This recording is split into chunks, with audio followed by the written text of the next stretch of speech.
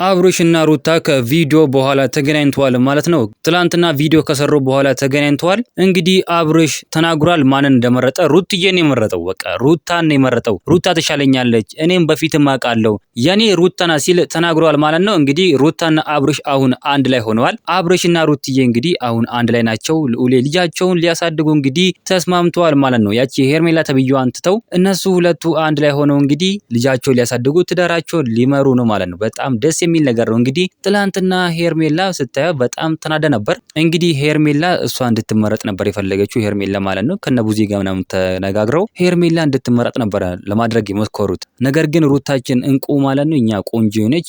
ትላንትና አልቀሳ ነበር። ነገር ግን ለካ አብርሽ አቆ ሊፈትናቸው ነበር። ሩታና ሄርሜላ ማለት ነው አቆ ሊፈትናቸው ነበር። እንግዲህ ሄርሜላ ትታውን ሄደች። ሄርሜላ አብርሽን እዛ ትታውን ሄደችው። ነገር ግን ሩትዬ እዛ ቆመ እየጠበቀችው ነበር። በዚህም እንግዲህ አብርሽ ፈተናውን አልፈሻል በማለት ከሩትዬ ከንግስቷ ጋር ሆኗል ማለት ነው። በጣም ደስ የሚል ነገር ነው። እንግዲህ ዛሬ ይዤላችሁ የቀረብኩት በጣም ደስ ይላል። ሩታና አብርሽ አንድ ላይ ሆነውልናል። እኛም የምንፈልገው ይሄንን ነበር። እኛም በፊትም የምንፈልገው እነሱ አንድ ላይ እንዲሆኑልን ልጃቸው ልዑልን እንዲያሳድጉ ነበር እኛ የምንፈልገው። እናንተ ምን ትላላችሁ? ሀሳብ አስተያየታችሁን ኮሜንት ላይ ማስቀመጥ እንዳረሱ፣ ቪዲዮውን ላይክ፣ ቻናሉን ሰብስክራይብ ማድረግ እንዳረሱ። በሌላ ቪዲዮ እስከምንገናኝ በያላችሁበት የዓለም ዳርቻ ሰላማችሁ ብዝት ይበልልኝ። ደህና ሁኑልኝ።